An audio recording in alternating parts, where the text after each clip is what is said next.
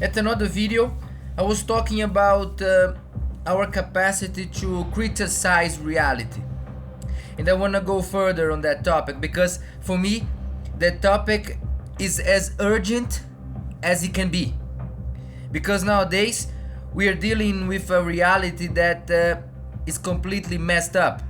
This dystopic reality that we are immersed in is getting weirder and weirder, like the great Terence McKenna pointed out at the beginning of this century.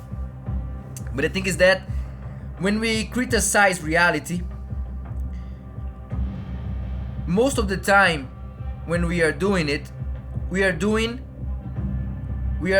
putting our words out, we are giving our opinion driven by prejudices. And I put myself in that.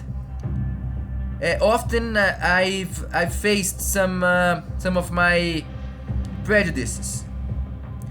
I had attitudes that were very bad.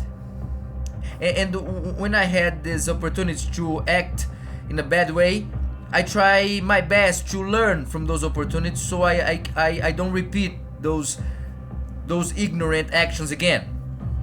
Why I'm saying that? I'm saying that because when we look at reality as it presents itself to us nowadays, we gather our information from the internet, from mainstream media, from our friends, from the bubble, as they call it, from our bubble, and all that. But we need to make an effort to go higher. We need to see our prejudices and see them as an obstacle to reach the truth. That is interesting, my friends, because the capacity to criticize reality is one of the few tools we have to change reality. I'm saying that because our opinions have a weight. They have an impact on reality. Of course, popular people such as actors, politicians,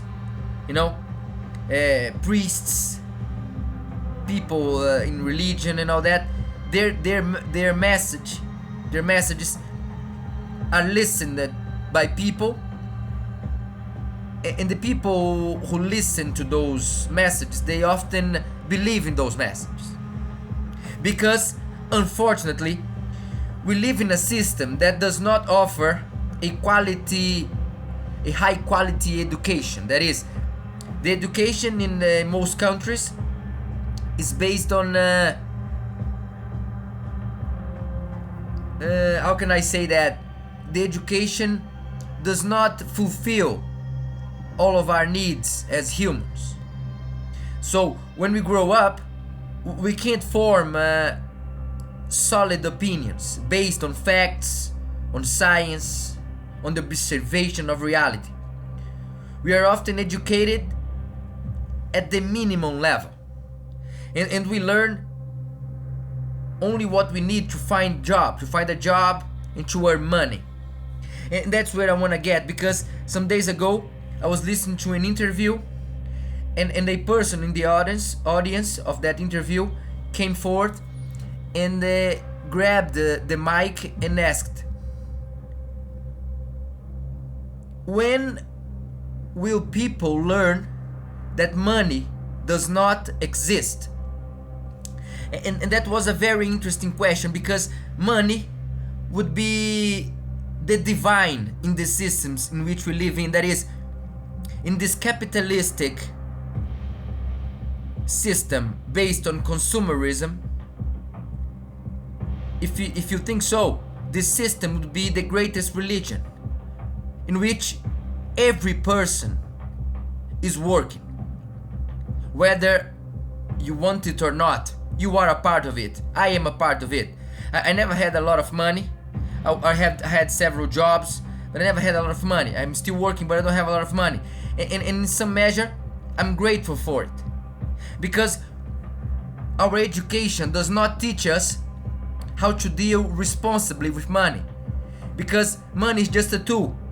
But if we learn how to use it responsibly, we could use it as a tool to exchange things without causing problems, without raising stupidity, without raising greed. That is something to think about, because that is something to criticize, my friends. But the question I want to leave today is more simple. I want to go back to our capacity to criticize reality. We must do it. And to do that, we must study.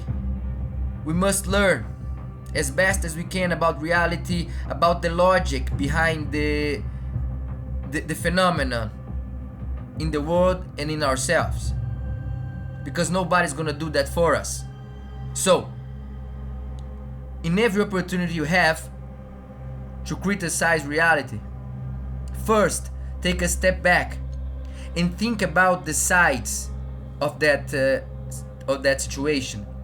Think about the prejudices and everything that is involved in that, and then you can think about it more clearly.